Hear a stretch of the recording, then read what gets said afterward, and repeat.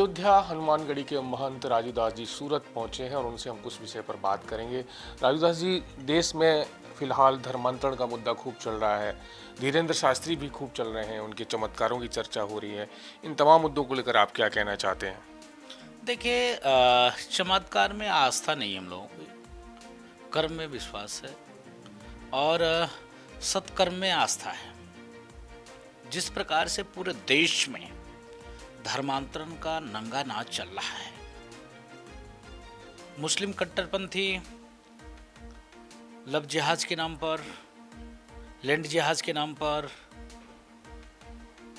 Mic जिहाज के नाम पर, अब शिक्षा जगत के जहाज पर अब काम शुरू कर दिया है। अब तो गेम जहाज भी शुरू कर दिया है। गेम खेले बच्चे, किसी को पता नहीं चलता है।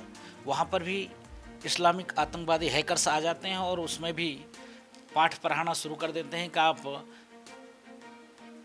अल्लाह का नाम लो तो तुम एक गेम जीत जाओगे। जिसका प्रत्यक्ष उदाहरण अभी यूपी का आपने देखा।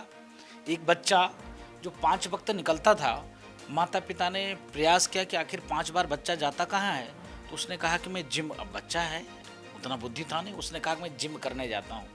अरे व्यक्ति एक बार जिम कर लिया तो शरीर टूट जाता है और दिन में 5 बार जिम करने जाए।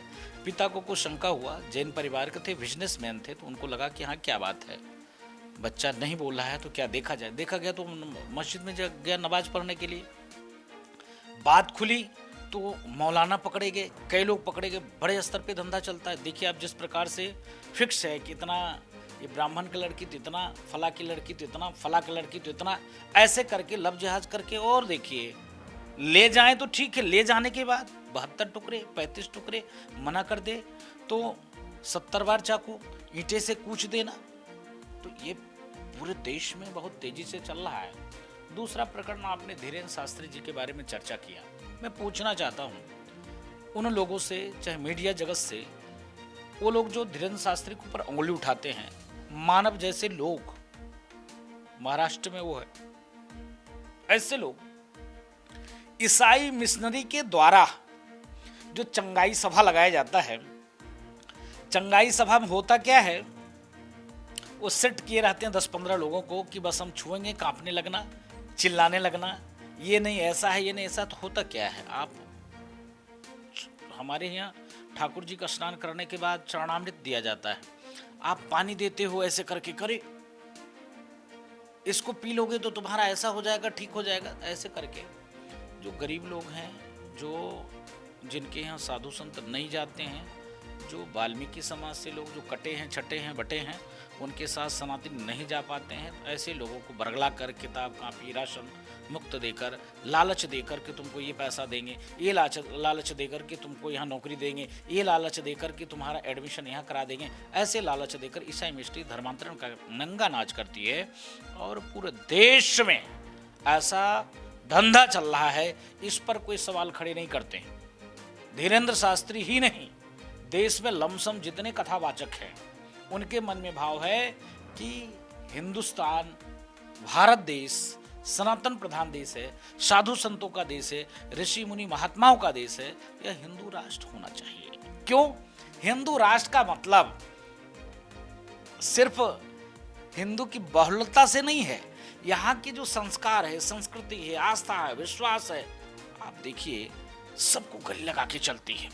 आप देखिए कि धर्म के आधार पर देश का बंटवारा हो जाना, और हमको अभी तक धार्मिक स्वतंत्रता नहीं मिली। देश में लमसम 5 लाख मंदिरों का आय व्यय की खर्चा गवर्नमेंट लेती है, तमाम मंदिर गिर रहे हैं, टूट रहे हैं, पूजा पाठ में तो वहां सरकार ध्यान नहीं देती। नंबर 2, जिस प्रकार से हिंदू राष्ट्र का मतलब आप देखिए, धर्म के आधार पर जब पाकिस्तान हुआ तो वहां पर उस समय में हिंदुओं की संख्या 3 करोड़ थी, आज 0 बराबर हो गया।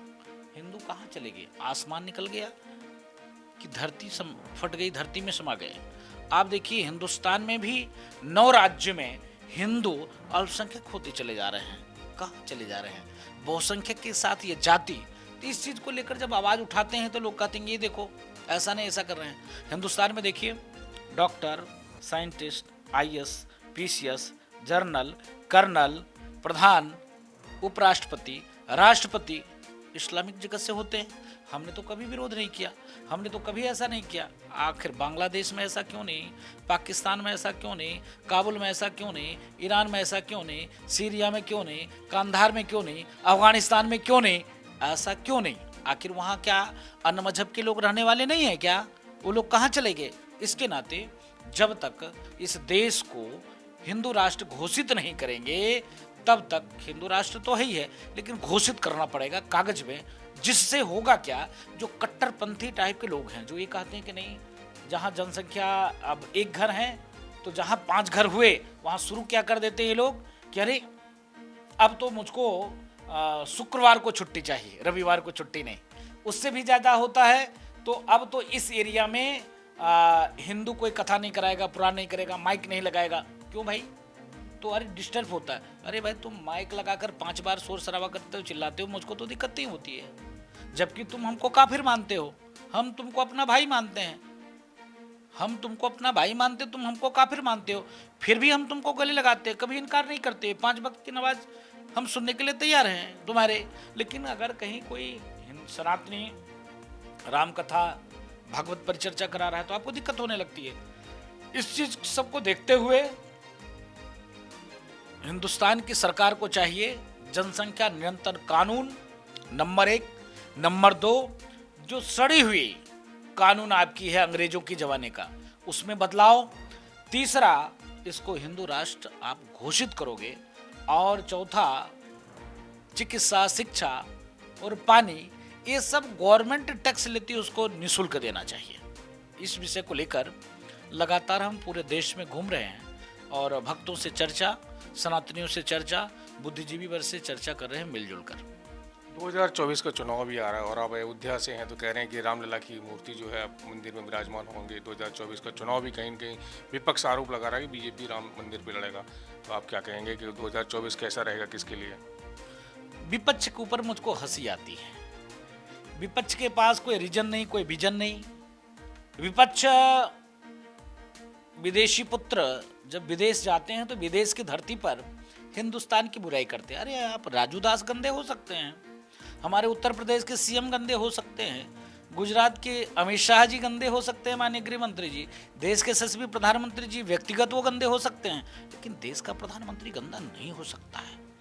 आप विदेश की धरती पर इस प्रकार से जाकर कहते हो कि हिंदुस्तान बारूद के ढेर पर खड़ा है, खाली बस एक तीली जलाने की जरूरत है, पूरा हिंदुस्तान जल जाएगा। आपके समय में तो लगातार दंगे होते थे, अब कहां दंगे हो रहे हैं? आपके तो देश के प्रधानमंत्री क्या कहते थे कि देश के संसाधन पे एक कौम, एक मजहब, एक सांप्रदायिक अधिकार है। अभी तक 2014 के पहले आपको कभी त्रिपुंड लगाते मैंने नहीं देखा, आपको रुद्राक्ष की माला कभी पहनते हमने नहीं देखा, आपको भगवा वस्त्र पहनते कभी हमने आपको नहीं देखा, आपको साधु संतों में नाक रगड़ते हमने तो आपको कहीं नहीं देखा। लेकिन इतना परिवर्तन आस्था का प्रतीक नहीं है, ये भय का प्रतीक है कि आप लोग के अंदर इतना परिवर्तन आ गई। रही बात 2024 का चुनाव, आज तक पर डंके की चोट पे मैं कहता हूं कि 2024 में 301 सीट बीजेपी पाई थी, इस बार 350 सीट पूरे देश में बीजेपी पाएगी और पुनः देश के यशस्वी प्रधानमंत्री मोदी होंगे। आज के समय में, अभी के समय में आप नोट कर लीजिए, जब 2024 का इलेक्शन होगा तो आप मुझसे मिलिएगा और पूछिएगा राजू दास जी आपने ऐसा कैसे कह दिया था, वो संभव कैसे हो गया। जब हम कहते थे धारा 370-35 को खत्म करेंगे, आप हंसते थे। लोग कहते थे तिरंगा उठाने वाला कोई नहीं मिलेगा। आज जिन्होंने कहा था तिरंगा उठाने वाला नहीं मिलेगा, आज उनका कोई नाम लेने वाला नहीं है। जब हम कहते थे अयोध्या में भव्य दिव्य राम जन्मभूमि मंदिर निर्माण करेंगे, हंसते थे। ये भाजपाई, ये संघी, ये बाबा लोग, इनको आता कुछ नहीं, खाली मांगते हैं, खाते हैं और बात करते हैं। ये राम की बात तो करते हैं और तारीख कभी नहीं बताएंगे। मैंने तारीख भी बता दी है, भव्य दिव्य राम जन्मभूमि मंदिर निर्माण कार्य चल रहा है। आने वाले दिनों में मथुरा में भव्य मंदिर बनाएंगे। अगर विपक्षियों का दम हो तो एक बार बोल के देखे। विपक्षी वहां पर कहता था सुलभ कॉम्प्लेक्स बन जाए, वहां पर मस्जिद बनेगा, विपक्षियों ने वहां गोली चलवाई, राम भक्तों के सीना गोली से छल नहीं किया। यहां तक विपक्षी ने रोरा अटकाया कि कोर्ट में 16-16, 17-17 वकील खड़े कर दिए, उसमें भी हार गई। तो विपक्षी चुनाव आयोग के पास चला गया, उसने कहा कि अभी अगर आप इस चीज का अनुमति दे दोगे कि डे टू डे सुनवाई हो, फैसला आ जाएगा तो बीजेपी को फायदा मिलेगा। अरे भाई, राम तो सबके हैं, राम किसी दल के नहीं है, मोदी और अमित शाह के नहीं है, सिर्फ राजू दास का नहीं है।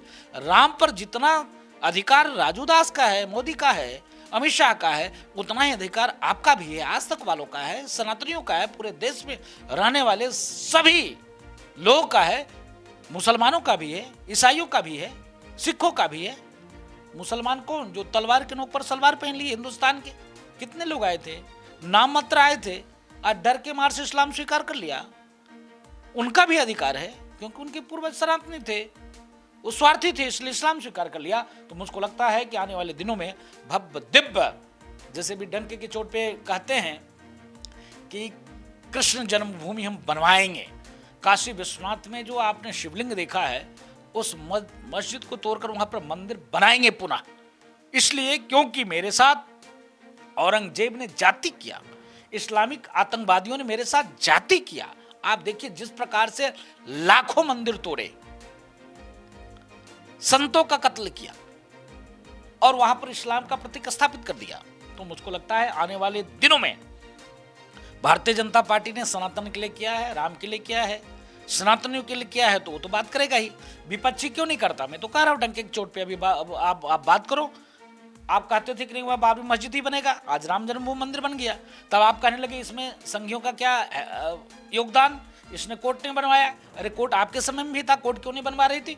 डे टू डे सुनवाई करने के लिए तुम राजी नहीं कर रहे थे, बोल रहे थे कि आदेश आ जाएगा तो देश में दंगे फैल जाएंगे, कत्लेआम होगा। कुछ नहीं हुआ, शांतिपूर्वक हो गया। इसके नाते विपक्षी सहमा हुआ है, डरा हुआ है, और विपक्षी डर दिखा रहा है कि भाजपा राम जन्मभूमि पर, हिंदुत्व पे, लव जिहाद को उकसा कर और चुनाव लड़ेगी। क्यों नहीं लड़ेगी भाई? लव जिहाद कर कौन रहा है? हमने तो कभी नहीं कहा कि आप हिंदू बहनों से आप शादी मत करो, करो, लेकिन 56 टुकड़े, 35 टुकड़े, 72 टुकड़े, उसके बाद उसको हलाला करने के लिए ये धर्मगुरु काका, मामू, चाचा, ताऊ वहां पर आप भेज देते, भेड़िए जैसे। हमारी नारी सम्मान की वस्तु है, हमारे यहाँ संस्कार है, विवाह, और तुम्हारे यहाँ सिर्फ कॉन्टैक्ट है, सिर्फ शोषण का वस्तु है। तो ये सब चीज का जब हम विरोध करते हैं तो इसके नाते विपक्षी एक माहौल क्रिएट करती है। विपक्षी ये कहती है कि नहीं, ये हिंदुत्व पे चुनाव कराना चाहते हैं, तो भाई हिंदुत्व कोई करावे क्या? होना चाहिए। और मुझको लगता है 2024 में 350 से ऊपर सीट बीजेपी पाएगी। मैं सूरत की धरती पे बोल रहा हूँ और डंके की चोट पे बोल रहा हूँ, और मोदी जी पुनः देश के प्रधानमंत्री होंगे।